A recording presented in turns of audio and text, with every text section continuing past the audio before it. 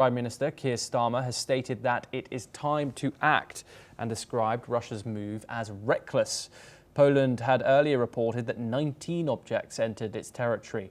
Reacting to the drone attacks, the Lithuanian foreign minister said there is no confirmation whether the incursions into Poland were intentional and added that NATO needs to come together. The Chinese foreign ministry also reacted to the incident, saying that they are not aware of any airspace violation. Let's listen in to what they had to say. No one is safe here. No one is safe in the region. No one is safe in Europe and within the alliance.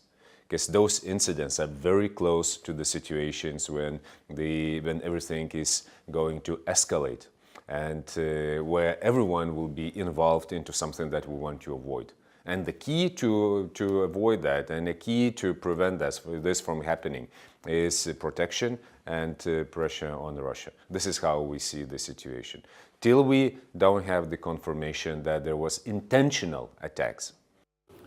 中方在乌克兰危机上的立场一贯明确，对话谈判是解决乌克兰危机的唯一可行出路。我们呼吁有关各方遵守战场不外溢、战事不升级、各方不拱火三原则，推动局势降温，为政治解决危机积累条件。 We're now joined by Alison Mutler. She is the former Associated Press bureau chief, and she joins us live from Bucharest in Romania. Thank you very much, Alison, for joining us here on the programme. Alison, Poland have initiated Article 4 in NATO. This comes with multiple European leaders expressing serious concern about this situation. Do you think that worry is warranted by Poland and also the nations surrounding it?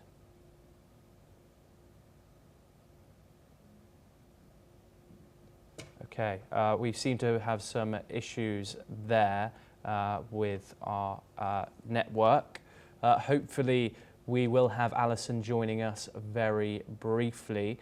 We are of course covering the developing situation of the day, which includes 19 reported drones which crossed into Polish airspace overnight. Poland, of course, a member of the North Atlantic Treaty Organization, otherwise known as NATO, in which it is a bloc which includes 27 member European countries, the United States and others, and they are expected to be a huge opposition to Russia. We're now joined by Alison Mutler.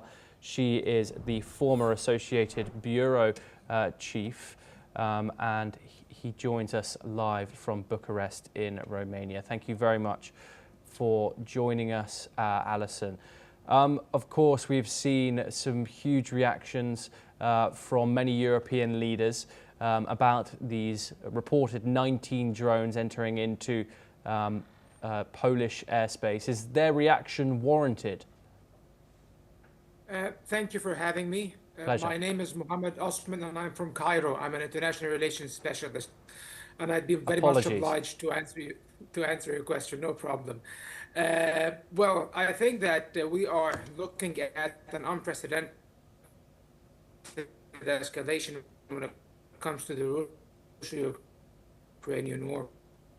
For the first time, the war is apparently spilling over in countries in Poland, which is a NATO of the Western arms and military aid in general.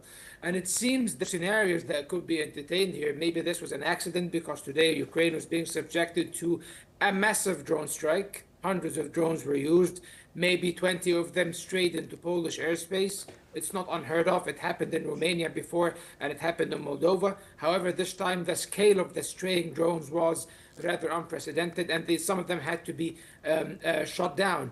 And the other scenario, of course, that we can entertain and that I believe is more plausible is that this was Russia basically testing the waters of how serious NATO's collective defense mechanisms are, and whether they are willing to actively and quickly respond to any sort of Russian transgression against the sovereignty and or the security of a NATO member state.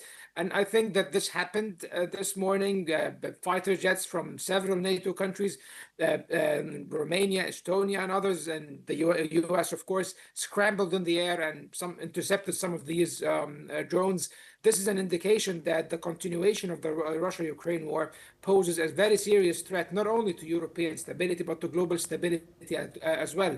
Because if this ever descends into a direct confrontation between NATO and Russia, this means it will be a war of total annihilation, a world war. And of course, nobody wants that. Nobody would intentionally walk into that minefield, whether the Europeans, the Americans, or the Russians. But it does underline the very urgent need for a very quick settlement in Ukraine.